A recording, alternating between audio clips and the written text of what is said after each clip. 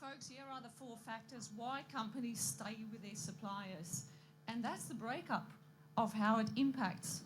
And when you look at this breakup, please, marketers, people, in this case, are salespeople. So we hear that up to 90% of your marketing collateral doesn't get used.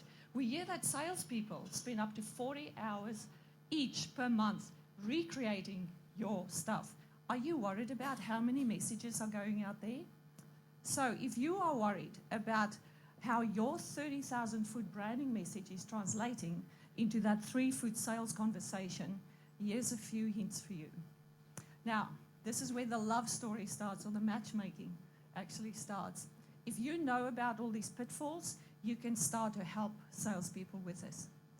When a salesperson steps into a meeting and they start to overwhelm their client with too much information, you must know that instead of helping them to make up their mind, what happens is that they lose their mind. So please don't inundate them with too much information. So the second thing to consider in the typical pitfalls is that, of course, there's really a lot of information that is all about the company. So we typically see that in sales meetings, it's all about, we are represented all over the world. We are in every big city. We have 200 researchers. And very quickly, the salesperson goes home, without a sale. Finally, these sales guys get trained so well, and they become so passionate about the company, but they don't really tell what's different. So we hear this from clients all the time.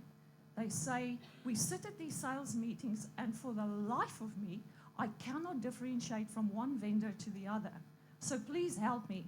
And of course, marketing, you know, when there's no differentiation, then there's definitely a price war going to happen. This is where discounting starts to play a big role.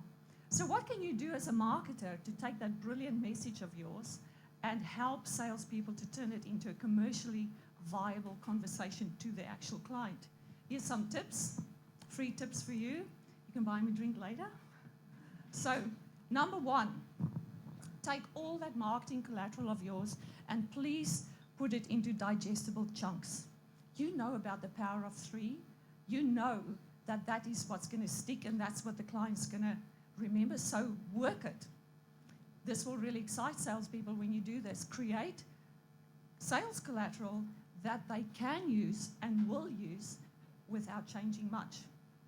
Now, the final point here is, of course, and we heard this earlier today, the customer wants to stay the hero. So please provide salespeople with those stories to help them explain to the customer why they are the heroes and why they will remain the focus of the whole conversation.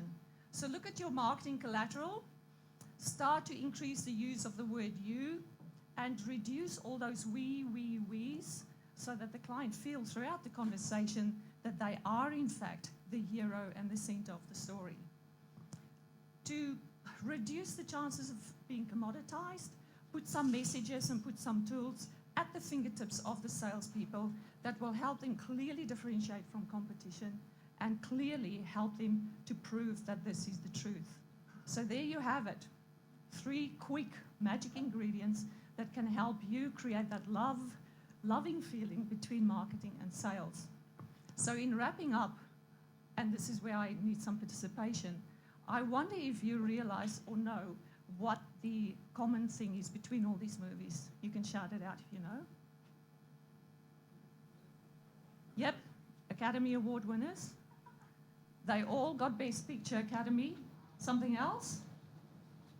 They were all based on novels before these novels were written and not got to the first sellers list before the movies. They only became number 1 after the movie. So marketing, your stories are great, but they're not bestsellers yet.